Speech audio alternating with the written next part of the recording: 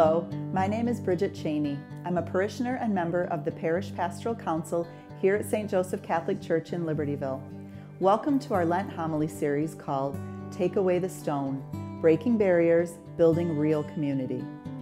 This series is about how Jesus crossed many boundaries to meet, heal, and bring to life those who were considered beyond reaching or untouchable. When Jesus raised his friend Lazarus from the dead, he called on those who were there to take away the stone. You see, Jesus reached across even the boundary of death. We believe that when the boundaries that prevent us from authentic relationships with God and one another are broken, a real community can be built. This week, we focus especially on the breaking barriers aspect of our Lent theme. Most of us struggle with feelings of unworthiness at one time or another, or maybe quite often. We think that our past, our weaknesses, and our sins are too much for God to handle, or that God would not ever approach someone like us because of our past. Well, St. Paul has something quite different to say about that. He says, God proves his love for us in that while we were still sinners, Christ died for us. Christ gave his life for us, knowing that we sin and knowing that we have made some bad choices. He knows our stories.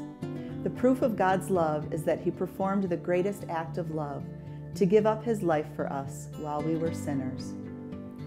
Take a look at Jesus' encounter with the woman at the well in the gospel reading from this past weekend. Jesus reaches across barriers to reach her. He is a Jew, she is a Samaritan. Jews and Samaritans didn't get along. She has 5 husbands and is living with a man who is not her husband. But Jesus meets her in the heat of the day and spends time with her.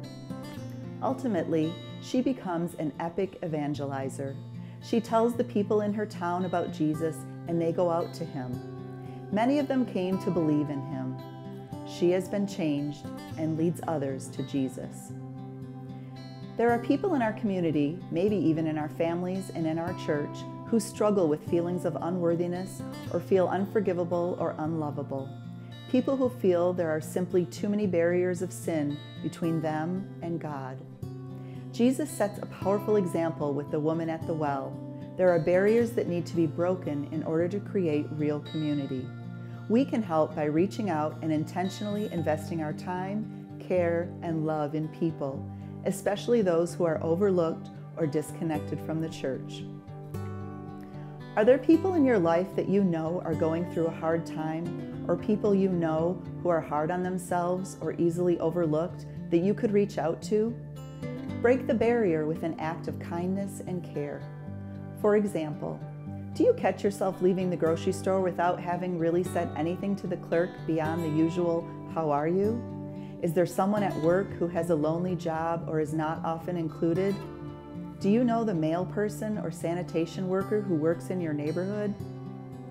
Small acts of kindness and a genuine desire to listen and be present with others is a first step in breaking down barriers.